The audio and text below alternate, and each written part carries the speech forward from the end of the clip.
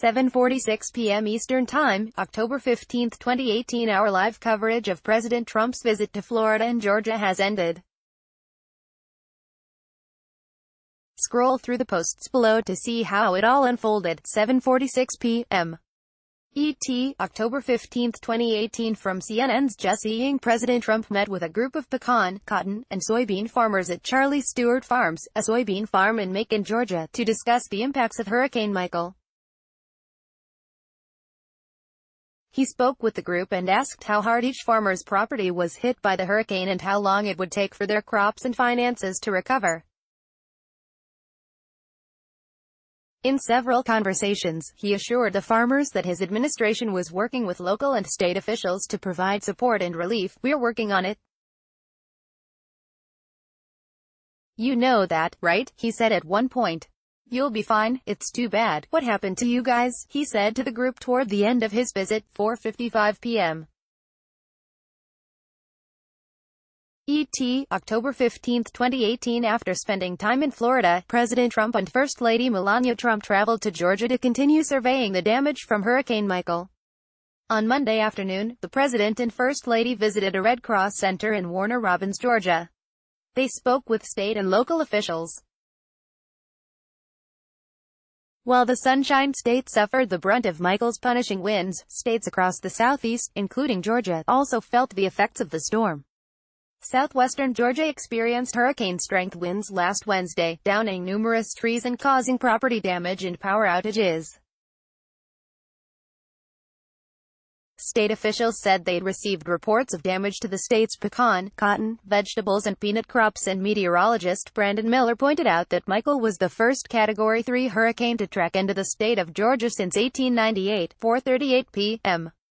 ET, October 15, 2018. From CNN's Ali Malloy, President Trump handed bottles of water to stranded residents of Lynn Haven, Florida, Monday while trumpeting his administration's response efforts during Hurricane Michael. "We're doing more than has probably ever been done," he said. "They say that 50 years ago there was one that had this kind of power. 50 years, he continued. It's long time. 4:16 p.m. ET, October 15, 2018. A Lynn Haven, Florida, homeowner, second left, talks with from left, FEMA Director Brock Long, Florida Gov. Rick Scott third from left, President Donald Trump, First Lady Melania Trump and Mayor Margo Anderson as they tour a neighborhood affected by Hurricane Michael on Monday. A Lynn Haven, Florida, homeowner, second left, talks with from left, FEMA Director Brock Long, Florida Gov. Rick Scott third from left, President Donald Trump, First Lady Melania Trump and Mayor Margo Anderson as they tour a neighborhood affected by Hurricane Michael on Monday. AP photo, Evan Vucci. President Trump and First Lady Melania Trump just walked through a neighborhood in Lynn Haven, Florida, to see the damage left behind by Hurricane Michael. "Hard to believe. I've seen pictures, but it's hard to believe when you're above it in a plane and to see the total devastation. You see no houses left, not even the pads are left. It's incredible," the president said. Trump praised FEMA, local government and first responders for their incredible work. "To see this personally, it's very tough. Very, very tough. Total devastation," the president added. Trump also said he spoke with a resident who rode out the storm and told him that he's never been so scared in his life. Watch. 1:58 p.m.